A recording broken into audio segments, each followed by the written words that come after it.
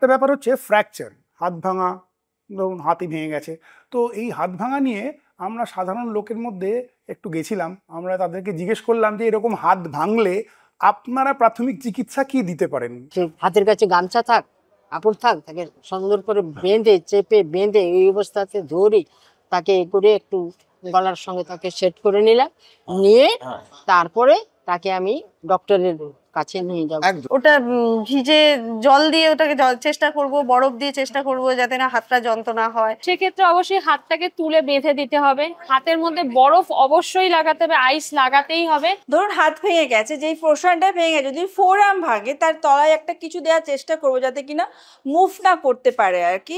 ঘরোয়া দড়ি থাকলে কোনো হাতটাকে যাতে না ঝুলিয়ে প্যাকিং। তো শুনলেন তো লোকে কি বললো। তো এবার আমরা ডাক্তারবাবুর কাছে, ডাক্তারবাবু এই যে শুনলেন কেমন লাগলো?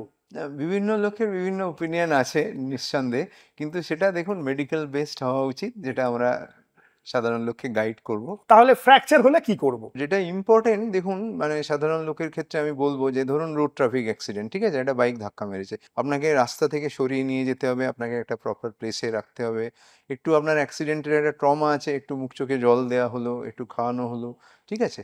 এবার আপনি তো শুরুতেই বুঝতে পারছেন না ভেঙে গেছে, অনেক সময় অবভিয়াসলি বোঝা যায়, হাতের ডিফর্মিটিটা দেখা যায় যে হাতটা হয়তো ঝুলছে, হ্যাঁ, একটু চোখে একটু অন্যরকম লাগে, যে আপনি বুঝতেই পারবেন।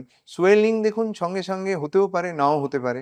তো যেটা আমাদের করণীয় বেসিক্যালি, যে ফার্স্ট এডের মধ্যে এটাকে আমরা কোড আছে, আমরা রাইস থেরাপি বলি। RICE, R for rest, I for ice compression, আপনাকে সঙ্গে সঙ্গে বরফ দিতে হবে যাতে ওই ফুলোটা বা ব্যথাটা না হয়।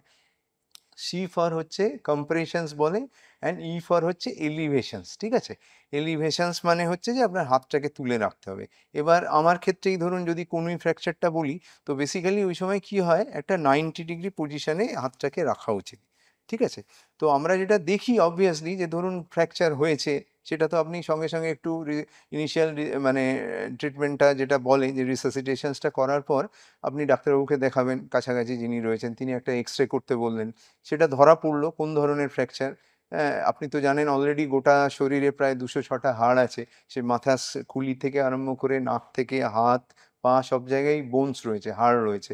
তো নানা ধরনের ফ্র্যাকচার, সেই অনুযায়ী তার ম্যানেজমেন্ট রয়েছে। যে একটা ভেঙে যাওয়া হাতকে যদি আপনি ট্রেন্ড একটা নার্সিংহোমে যান, তারা সঙ্গে সঙ্গে কাস্ট বা স্ল্যাপ করে দেবে, যে যাতে ওটা ইমমোবিলাইজেশনস বলি, যাতে ওটা যেন ঝুলছে এরকম না হয়। কারণ সেটা খুব ইম্পর্টেন্ট, কারণ ফ্র্যাকচার যেটা চোখে দেখা যায় তার সাথে সাথে যেটা রয়েছে সেটা হচ্ছে ভাস্কুলার ইনজুরি। আপনি যদি সেটাকে প্রপারলি অ্যাড্রেস করতে না পারেন, সেটা হয়তো একটা সারা জীবনের জন্য আপনার একটা পার্মানেন্ট ড্যামেজ হয়ে যাবে। যে অনেক সময় হাতটা হয়তো পুরোটা আর উঠবে না, পায়ের ক্ষেত্রেও সেটা হতে পারে। তো সেইটাকে লুক আফটার করাটা খুব important initially, and followed by আপনি কাছাকাছি যিনি হাড়ের ডাক্তারবাবু, যিনি বিশেষজ্ঞ আছেন, তার কাছে গেলেন, তার ওপিনিয়ন নিলেন।